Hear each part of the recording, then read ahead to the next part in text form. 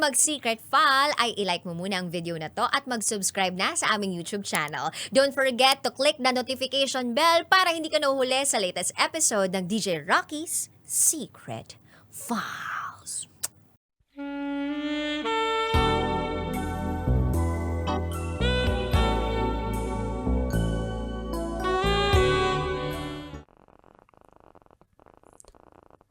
Dear Titangelo at Rakitera,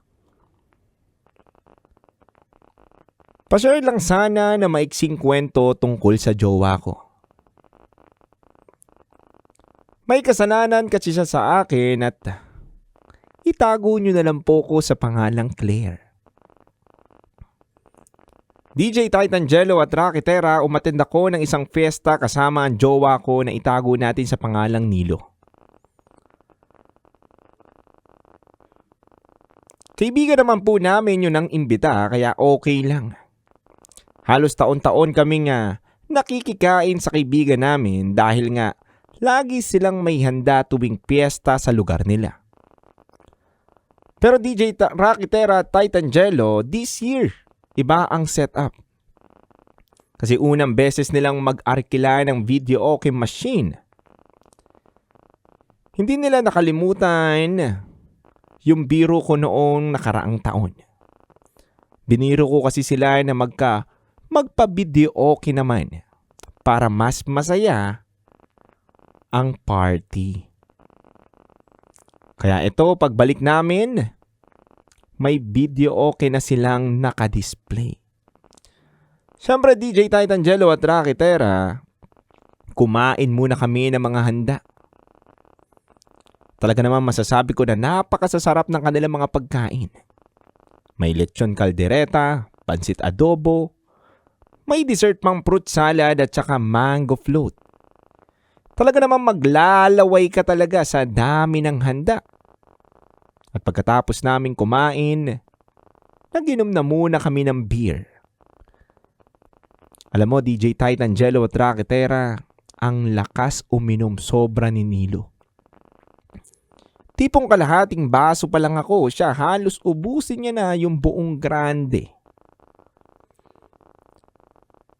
Noong nasa ikatlong grande na si Nilo, nagpaalam ako sa kaibigan ko na kakanta na ako sa videoke. Katuwaan lang naman at saka para hindi tahimik ang bahay.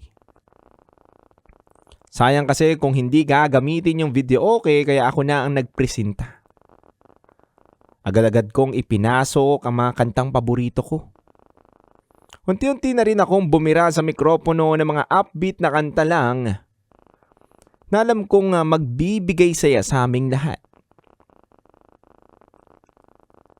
DJ Titangelo at DJ Rakitera, palakpakan naman yung mga nandoon. Pati na rin syempre si Nilo, bilib na bilib siya sa akin. Dahil alam niyang magaling akong humawak ng mikropono. Yes, kumanta ako ng walang humpay. At ito na nga po nangyari DJ Titangelo at Rakitera.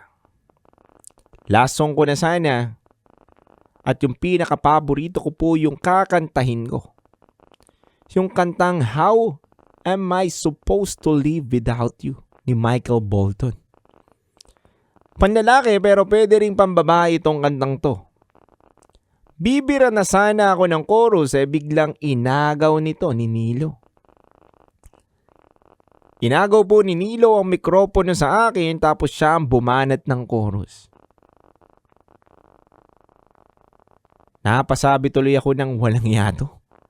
Medyo naiinsulto ko na hindi pa sila nagagandahan sa pagkanta ko. Bakit kailangan pa agawin ni Nilo yung mikropono? Moment ko na po sana yung DJ Titangelo at Rakitera. Tapos biglang inagaw.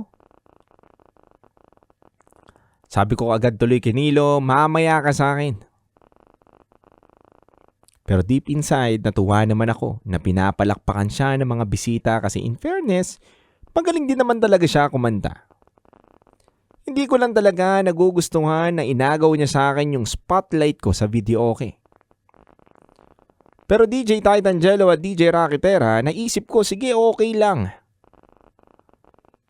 Okay lang na magbida ka ngayon pero mamaya lagot ka sa akin. DJ Rakitera at DJ Titangelo, pauwi na kami ni Nilo at niyaya ko siyang ihatid muna ako sa bahay kasi medyo may tama na rin ako sa mga ininom namin sa piyesta. Sabi ko sa kanya, hindi ko na siya papatawarin sa malaking kasalanan niyang ginawa niya sa akin. Isa na doon yung inagaw niya sa akin ang mikropono habang kumakanta ako.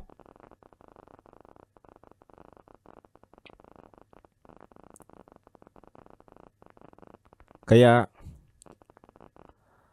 dahil nga sadyang pili ako at sabi ko sa kanya, dahil dyan, sa pag-agaw mo ng mikropono sa akin, mikropono mo naman ang aagawin ko. Kaya humanda ka. Kaya DJ Titangelo at DJ Rakitera, may nangyari po sa amin noong gabi na yun. At yun po nagsilbing parusa ko sa kanya. Pero ang tanong, parusa nga ba? Parang hindi pero oo. Parusa ko yun sa kanya. Parusa na talaga namang alam kong magiging maligaya siya.